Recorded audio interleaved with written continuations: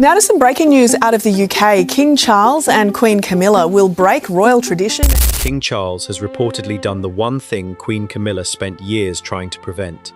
He has put her future in writing, not in a private promise, not in a whispered agreement behind palace doors, in a formal document, prepared for the cameras, with William and Catherine's future hanging over every carefully chosen word. And when Charles finally read it aloud, Camilla's face appeared to change before the crowd understood why. The gathering was supposed to be harmless. A late summer charity reception, soft music, garden tables, volunteers waiting to be thanked. Reporters expected photographs, polite remarks, and another familiar picture of Charles and Camilla standing together. Nothing more. Then Charles stepped forward, holding a cream-colored folder marked with the royal crest, ignored part of the prepared speech, and announced that a final decision had been reached about the Queen's future role. That was when the atmosphere tightened. Charles began with praise. He spoke of loyalty, endurance, and Camilla's years of public service. For several seconds, it sounded like a reward. One reporter reportedly began drafting a headline suggesting that Camilla had secured a larger permanent role. Camilla stood composed beside him, her hands still, her expression guarded but calm. Then Charles used one phrase that changed the meaning of everything. Her future responsibilities, he said, would now be clearly defined. Defined did not mean expanded. It meant limits. It meant boundaries. It meant someone inside the monarchy had decided that Camilla's influence could no longer be allowed to grow without a formal line around it. Her charities would be protected. Her ceremonial position beside Charles would remain. She would continue appearing at selected national events. But the future direction of the monarchy, the long-term strategy, and the authority surrounding the next reign would move elsewhere, toward William and Catherine. That was the real shock. Charles had not publicly removed Camilla. He had done something far more difficult to challenge. He had praised her while separating her personal dignity from the power she may have expected to carry forward. The language was respectful enough to avoid humiliation, but precise enough to make the message unmistakable. Camilla would remain queen beside Charles. She would not become the permanent center around which the monarchy's future was built. Cameras caught a brief look between them. Camilla did not interrupt. She did not smile. Her eyes moved from Charles to the document, then toward the aides standing near the terrace. One of her senior staff members appeared to glance at another official as though searching for confirmation. According to the developing account, Camilla's office had not received the complete final wording before Charles began speaking. Hi viewers, do you believe William and Catherine should stay strong and protect the future of the crown? Yes or no? Leave that answer in the comments. And if the future of their family matters to you, prove that support by liking, subscribing, and sharing this video. Watching silently while others shape the story helps no one. Standing with them means staying informed when the palace would rather the public look away. Charles continued as if the room had not shifted.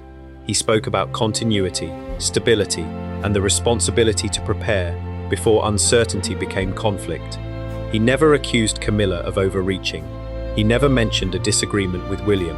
He never explained why the decision had become urgent, but he repeatedly referred to the future, and every reference seemed to point away from Camilla's household and toward the Prince and Princess of Wales. The clues were impossible to ignore. William's advisors were believed to have been consulted. Catherine's office had reportedly reviewed how future charitable responsibilities might be divided. Camilla's private secretary appeared to have only the public summary. Most revealing of all, Charles called the arrangement final. Not temporary, not subject to future discussion. Final. For months, royal watchers had wondered whether Camilla would gain more influence as Charles reduced parts of his schedule, or whether William and Catherine were already being prepared to assume a greater share of public leadership. Charles's announcement appeared to settle both questions at once. Camilla would be protected in the present. William and Catherine would be protected in the future. But Charles had not finished. Beside the lectern stood an aide holding a second sealed folder.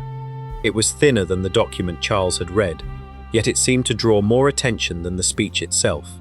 Camilla looked toward it once, then again. The public statement had explained what she would keep.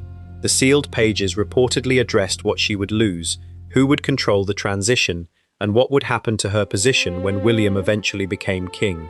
And judging by Charles's expression, those pages contained the decision Camilla had feared most from the moment William's influence began to rise steadily. The sealed folder had not appeared from nowhere. It was the end result of months of quiet planning, and one question Charles could no longer avoid. How much authority should Queen Camilla carry into a future that would eventually belong to William and Catherine? The tension had begun long before the garden reception. For months, Camilla's advisors had reportedly encouraged a public role. They wanted more state appearances, greater ceremonial involvement, and a Commonwealth presence. To them, the request made sense. Camilla had spent decades rebuilding her image, standing beside Charles through scrutiny, and earning a place few believed she would hold. Becoming queen was not meant to be a brief reward. It was supposed to confirm her security. But security inside a monarchy is never only personal. Every new responsibility given to Camilla created a second question. Would that role end with Charles's reign, or continue into William's? Would her office remain influential after the next accession? Would her advisors expect to shape future appointments, charities, and public priorities? Nobody wanted to ask openly. Yet avoiding those questions had become more dangerous than answering them. Charles understood the conflict. As a husband, he wanted Camilla protected from another public rejection. He knew what she had endured, how every appearance had been managed, and how one awkward headline could reopen old judgments. He had spent years insisting that she deserved dignity. To reduce her position now could look like betrayal. As king, he faced a colder reality. The crown could not enter another transition with two competing centers of influence. William and Catherine were already carrying more weight. Their engagements drew coverage. Their projects reached younger audiences. Their household was increasingly consulted on plans once kept under the king's control. None of this required a confrontation. It happened quietly, one meeting at a time, until Kensington Palace began to feel less like a supporting household and more like the place where the monarchy's next chapter was being designed. Camilla noticed. Her concern was not jealousy, despite how easily critics might describe it. She had reached the highest position of her life, only to discover that the institution was already preparing for someone else. Each new responsibility given to Catherine seemed to narrow Camilla's space. Each successful appearance by William strengthened the belief that the public had moved toward the next reign before Charles had defined his own. That fear shaped what followed. According to the account, Camilla's office began pushing for clarity. Her advisors wanted written guarantees that her charitable work would remain protected, that her household would not lose influence, and that ceremonial duties could not be reassigned without consultation. They believed certainty preserved unity. Others inside the palace believed the opposite. To them, permanent guarantees risked creating a second court after William became king. Staff loyalties could split, messages could conflict. Even charitable patronages might become symbols of rivalry if both households claimed authority over similar causes. What looked like protection for Camilla in the present could become a serious problem later. Charles delayed the decision. He asked for more briefings. He requested revised language. He reportedly rejected early drafts that sounded too harsh, then rejected softer drafts because they solved nothing. Weeks passed. The document changed hands, disappeared into private offices, and returned with new annotations. Nobody outside a small circle knew which version would survive. Then Charles commissioned a wider review. The review examined public confidence, household costs, ceremonial overlap, staff structures, and problems during a future succession. It was not presented as an investigation. Officially, it concerned efficiency and continuity. Unofficially, everyone understood whose role sat at the center of it. The findings unsettled the palace. Camilla's charities were respected. Her support for Charles was acknowledged. Her public service was not dismissed. But the review reportedly warned that her future authority remained too loosely defined. It recommended protecting her dignity while preventing her office from expanding into a permanent institutional force. That was the line Charles eventually accepted. Not removal. Containment. The distinction mattered because it allowed him to defend the decision in two directions. To Camilla, he could say her work and status were being preserved. To William, He could say the next reign would not inherit a palace divided by uncertain loyalties. It was an answer designed to satisfy nobody completely, perhaps the clearest sign that Charles believed it was necessary. Camilla's team learned that a transition paper existed before they were allowed to see it. They requested the full draft. They received summaries. They asked whether William's office had contributed. No direct answer came. By the time they understood how far the review had progressed, the final language was already being prepared. Then, only days before the garden announcement, the document was revised again. One paragraph disappeared. Another was tightened. A clause concerning future household authority was moved into a sealed appendix. Camilla's office was not included in the last consultation. And that was when concern inside her household reportedly turned into alarm. Someone had decided that the most important part of Camilla's future would not be negotiated with her at all. By the time Charles returned to the microphone, the garden no longer felt ceremonial. The guests were seated, the cameras were rolling, yet the mood had changed because everyone understood that the speech was not simply honoring Camilla, it was defining the limits of what came next. Charles began with the safest part. He confirmed that Camilla would remain beside him at state occasions. Her established charities would continue receiving palace support. Her work involving literacy, health, and community causes would be protected. She would attend selected national events, represent the monarchy when requested, and retain the full dignity of her position during his reign. For a moment, relief moved through the crowd. The wording sounded generous, respectful, final in the best possible sense. Then Charles reached the section nobody had expected. He said future responsibilities would be coordinated through a unified royal structure.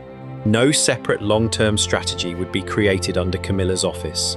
Major appointments connected to the next reign would not fall under her authority. Commonwealth planning, initiatives, and household expansion would be handled in consultation with the Prince and Princess of Wales. The meaning landed slowly. Camilla was not being removed from public life. She was being prevented from building a second center of power. That difference was almost invisible in the language, but impossible to miss in the room. One correspondent lowered her phone and began rewriting her opening line. An advisor stopped taking notes. Camilla remained composed, though the stillness in her face now looked less like confidence and more like control. Charles continued without looking toward her. He spoke about avoiding duplication. He spoke about protecting unity. He said every royal office needed a clear purpose so the institution could move forward without confusion. There was no accusation in his voice, no anger, no public criticism. That made it sharper. A harsh announcement could have been challenged.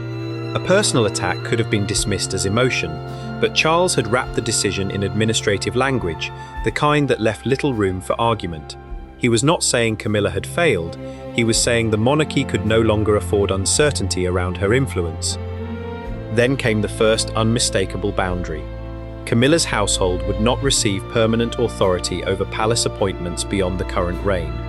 A quiet stir moved through the press area. Appointments meant access. Access meant influence. Influence shaped which causes received attention, which advisors entered private meetings, and which voices reached the sovereign first.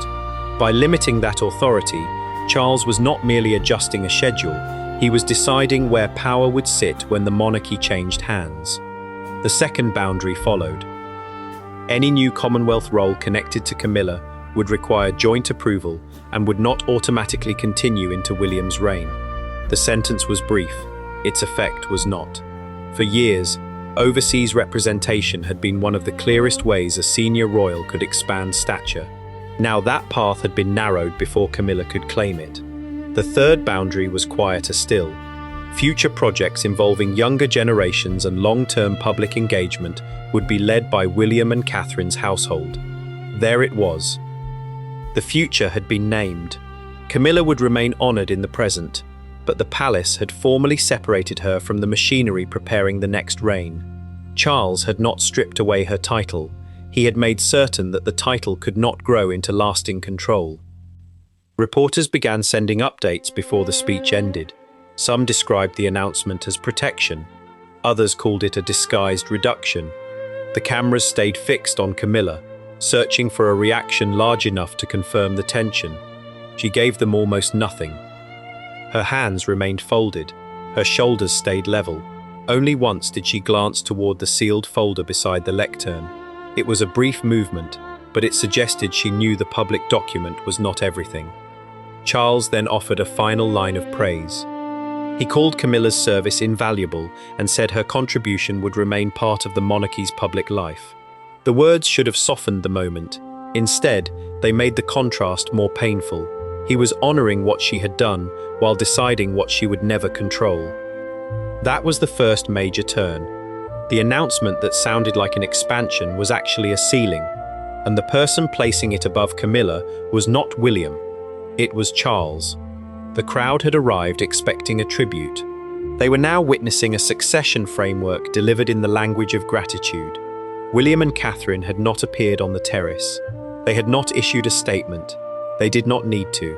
Their influence was already written into the document. As Charles stepped away, one of Camilla's advisors moved toward her. She gave the smallest shake of her head. Not here, not in front of the cameras. Then Charles leaned toward a senior aide and said something too quiet for the guests to hear. The aide looked at Camilla, then at the sealed folder. Within seconds, the folder was carried through a side entrance into the palace, where the real confrontation was about to begin. The side entrance closed behind them, and the applause from the garden disappeared. Inside, the palace felt colder.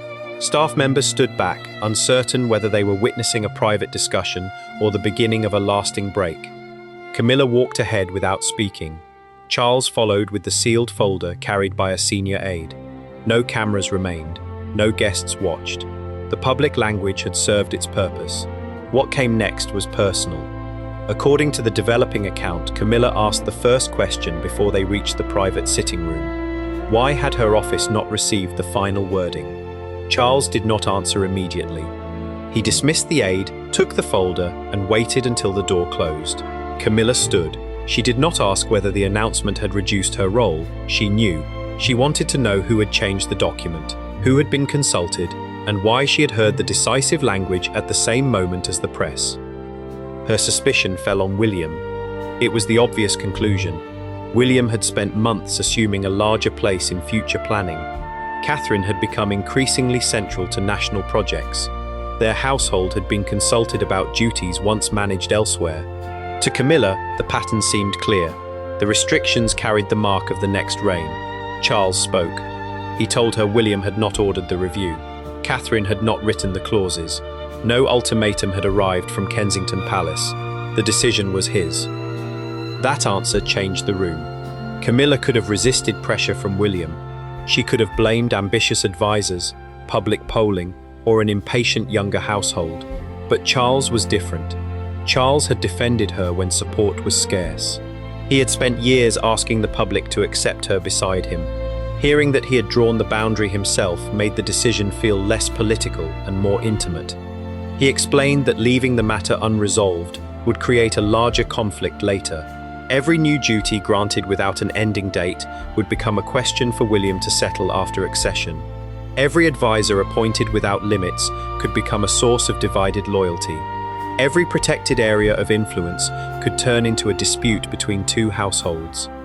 Camilla replied that the public announcement had made her appear temporary. Charles answered that every royal position was temporary. The sentence struck.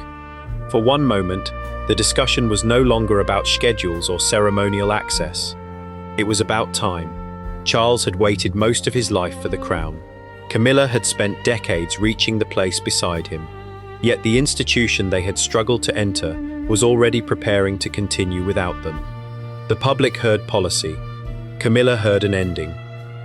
At that point, the wider question could no longer be avoided. Should Charles have protected Camilla from uncertainty, or protected William and Catherine from inheriting it? Viewers who believe William and Catherine should not be forced to begin their future under a divided palace should like this video, subscribe, and share it. Staying silent while others define their role only makes it easier for the truth to be buried beneath careful statements. Charles then revealed why he had acted when he did. The review had shown more than overlapping duties. It had identified uncertainty among staff about which household should approve long-term projects. Some officials were already seeking guidance from Kensington Palace, while others continued reporting through Camilla's office. That split was not public, but Charles believed it would be. He had also been thinking about advice associated with Queen Elizabeth's final period. According to the account, she had warned that transitions become dangerous when personal reassurance is mistaken for permanent authority. She wanted dignity preserved, but lines of responsibility kept clear. Charles had resisted applying that principle to Camilla because he knew how deeply she would feel it. Then the pressure increased. A proposed appointment linked to Camilla's household reportedly raised concerns because the role could continue beyond the current reign. Another plan would have expanded her Commonwealth presence without defining whether William could later revise it. Neither proposal appeared dramatic alone. Together, they showed how quickly temporary influence could become inherited structure. That was when Charles authorized the final revision. Camilla asked whether William knew. Charles said William had been informed that a framework was being prepared, but not given control over the wording. Catherine had reviewed only the sections involving future public duties. The final restrictions belonged to the king. No one else. Camilla sat down at last. The anger did not disappear, it changed shape. She had expected a struggle against the Wales household. Instead, she faced a decision made by the one person she believed would always place her security above palace calculation. Charles moved the sealed folder onto the table. He said the public document covered her role during his reign. The pages inside addressed what would happen afterward. Camilla looked at the seal, but did not reach for it. Charles opened the folder himself. The first line concerned her residence. The second concerned her security. The third concerned the authority she would no longer possess once William became king. The sealed appendix was shorter than Camilla expected. 3 pages. No speech, no praise. No ceremonial language designed for cameras, just terms, dates, responsibilities, and the future Charles had decided she would face when his reign ended. The first section protected her personally. Camilla would retain a residence, a dedicated security arrangement, and a reduced private staff. Her charitable foundations would continue under independent trustees. The literacy campaigns, health initiatives, and community programs associated with her would not disappear because the crown passed to William. Charles had made certain of that. On paper, it looked generous. Then came the boundary. Camilla would hold no automatic authority inside William's court. She would not approve appointments. She would not direct Commonwealth strategy. She would not manage ceremonial planning for the next reign. Any public appearance after the accession would occur by invitation and agreement, not by inherited entitlement. The wording was careful. The result was absolute. Charles had separated Camilla's private future from the future of the monarchy. She would be protected as his wife, respected as a former queen, and allowed to preserve the causes that had defined her public life. But the office surrounding her would not follow her into William's reign. There would be no second court. That sentence never appeared on the page. It did not need to. Camilla read the clauses again. One section placed the archives and correspondence connected to her official work under palace supervision. Another required staff serving in her reduced household to operate outside the next sovereign's decision-making structure. Even her charitable independence came with a line stating that no future campaign could speak on behalf of the crown without approval. The message had been designed to survive every interpretation. She would keep dignity. William would keep authority. For Charles, this was the compromise. For Camilla, it looked like a future in which she remained visible, but no longer central. The difference was devastating, because visibility had never been the only thing she had fought to secure. Influence mattered, access mattered. The ability to shape how history remembered her mattered most of all. Charles understood that. He also understood what would happen if he left the question unanswered. A future accession would already carry pressure. William would face immediate demands, changes in staff, national expectations, and the emotional weight of replacing his father. If Camilla's household still possessed undefined power, every decision involving her could become a public test. A disagreement over one appointment might be treated as a family rupture. A scheduling dispute could become evidence of revenge. A charity announcement could be read as a challenge. Charles wanted none of it. He had decided that William would not begin his reign by negotiating boundaries that should have been drawn earlier. Camilla asked whether the Wales household had accepted the arrangement. Charles told her William supported continued security, suitable housing, and protection for her charitable legacy. Catherine had reportedly insisted that Camilla's causes should not be dismantled or absorbed merely to make the transition look cleaner. Their position was respectful. It was also firm. They would not accept competing authority. That answer removed one final doubt. William and Catherine were not demanding that Camilla disappear. They were willing to preserve her work, her comfort, and her public respect. But they would not allow sentiment to create a permanent structure capable of interfering with the next reign. Camilla closed the folder. For several seconds, neither of them spoke. The silence held decades of history. Charles had once asked the public to make room for her. He had waited, defended, explained, and endured criticism because he wanted her beside him. Now he was asking her to accept a future in which being beside him would not guarantee influence after him. It was protection. It was limitation. It was both. Camilla finally asked what would happen if she refused to endorse the arrangement. Charles did not threaten her. He did not need to. The public announcement had already established the framework. The appendix did not require applause. It required acceptance. The decision had been made. What remained was presentation. Palace advisors wanted Camilla's next engagement to appear calm and ordinary. No sudden cancellations. No visible distance from Charles. No statement that could invite questions about the sealed pages. Her first scheduled appearance was a literacy event 2 days later, and the press list had already doubled before the private meeting ended. Everyone would be watching. A smile would be interpreted as surrender. A cold expression would be treated as open resistance. Silence could protect the palace, but it might also confirm that Charles had acted without her approval. Every movement would carry meaning, because the public now knew enough to look for it. Camilla rose from her chair and handed the folder back. She did not ask for another revision. She did not ask for another revision. She said only that she understood what Charles had chosen. 2 days later, she arrived at the literacy event alone. The cameras were waiting. And when a reporter shouted whether she supported the king's decision, Camilla stopped walking. Camilla stopped beneath the entrance canopy as the reporter's question carried across the pavement. For 1 second, the entire event seemed to freeze. Her aide leaned closer, expecting her to keep moving. The photographers raised their cameras.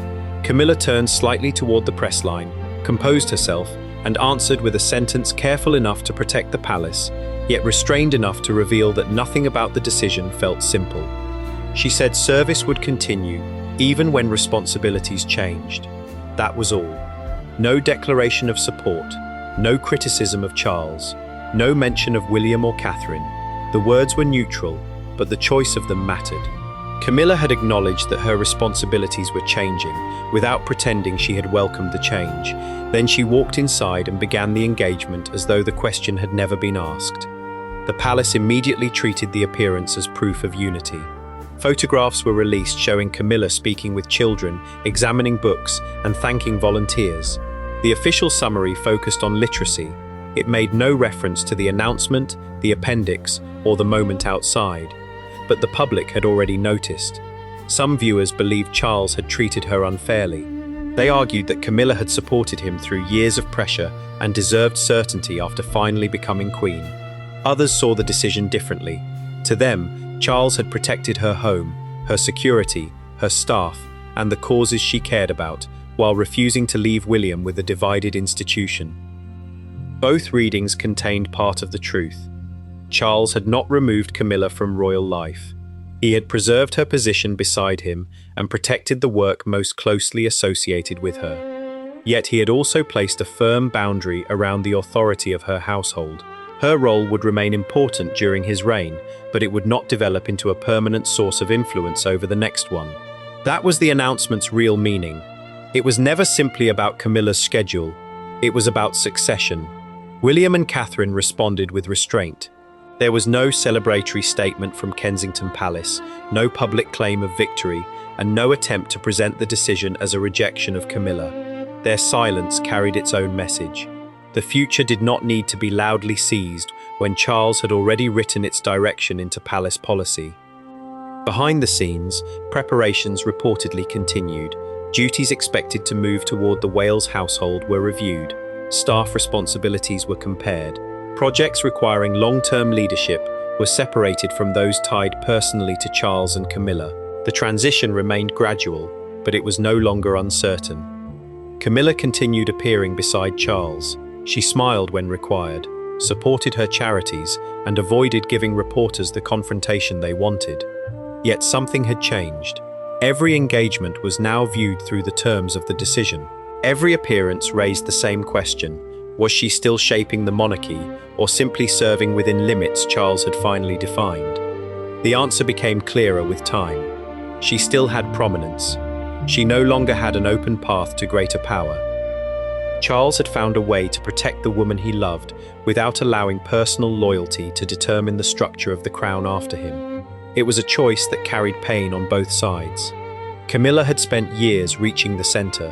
Charles had spent years defending her right to stand there. In the end, he became the person who told her that standing at the center today did not guarantee control tomorrow. There was no public argument, no dramatic departure, no palace doors closing before the cameras. Just a document, a sentence, a boundary. That was why the announcement shocked so many royal watchers. It did not humiliate Camilla. It did not strip away her title. It did something far more lasting. It defined what her title could not carry into William's reign. Charles had decided. Camilla would remain honored beside him.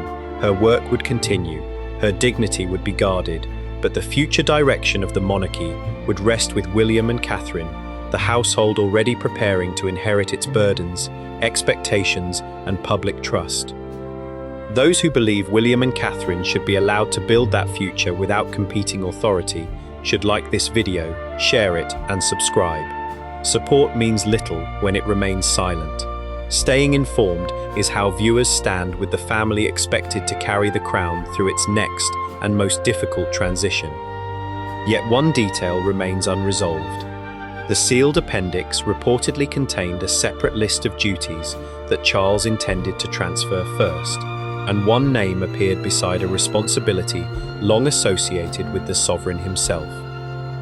In the next video, the palace document that placed William at the center of a major state function will be examined, including the exact duty Charles may have prepared him to assume before anyone expected.